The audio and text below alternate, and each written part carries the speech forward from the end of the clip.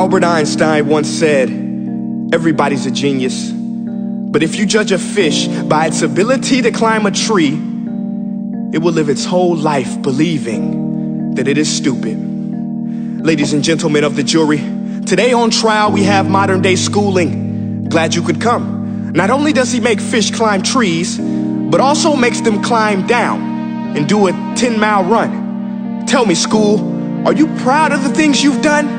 Turning millions of people into robots, do you find that fun? Do you realize how many kids relate to that fish swimming upstream in class, never finding their gifts, thinking they are stupid, believing they are useless? Well, the time has come, no more excuses. I call school to the stand and accuse him of killing creativity, individuality, and being intellectually abusive. He's an ancient institution that has outlived his usage. So, Your Honor, this concludes my opening statement, and if I may present the evidence of my case, I will prove it. Exhibit A. Here's a modern day phone. Recognize it? Here's a phone from 150 years ago. Big difference, right? Stay with me. Here's a car from today, and here's a car from 150 years ago.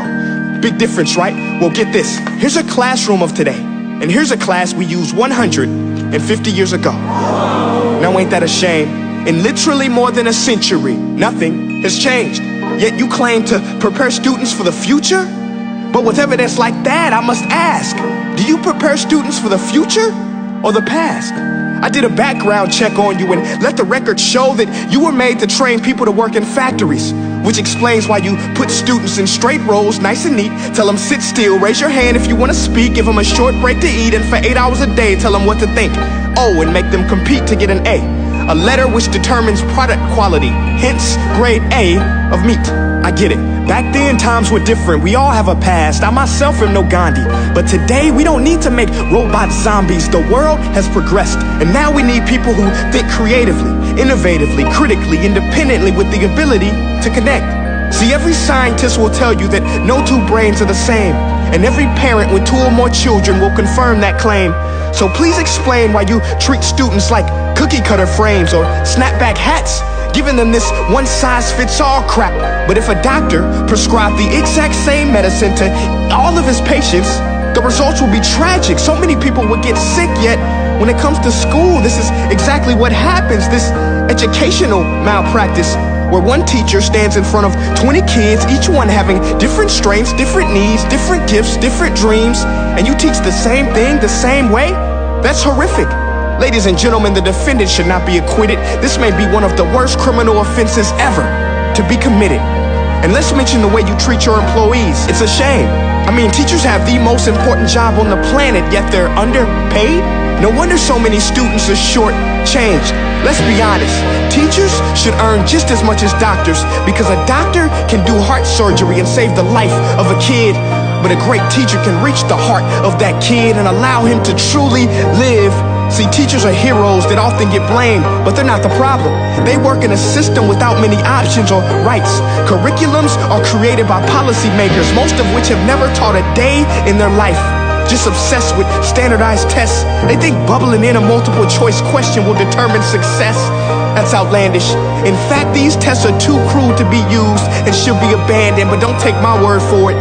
Take Frederick J. Kelly, the man who invented standardized testing, who said, and I quote, "These tests are too cruel to be used and should be abandoned." Ladies and gentlemen of the jury, if we continue down this road, the results will be lethal. I don't have much faith in school, but I do have faith in people. And if we can customize healthcare, cars, and Facebook pages, then it is our duty to do the same for education, to upgrade it, change it, do away with school spirit, because that's useless. Unless we're working to bring the spirit out of each and every student, that should be our task. No more Common Core. Instead, let's reach the core of every heart in every class. Sure, math is important, but no more than art or dance. Let's give every gift an equal chance. I know this sounds like a dream, but countries like Finland are doing impressive things. They have shorter school days, teachers make a decent wage, homework is non-existent, and they focus on collaboration instead of competition. But here's the kicker, boys and girls. Their educational system outperforms every other country in the world. Other places like Singapore are succeeding rapidly. Schools like Montessori, programs like Khan Academy, there is no single solution. But let's get moving. Because while students may be 20% of our population, they are 100% of our future. So let's attend to their dreams, and there's no telling what we can achieve. This is a world in which I believe, a world where fish are no longer forced to climb trees. I rest my case.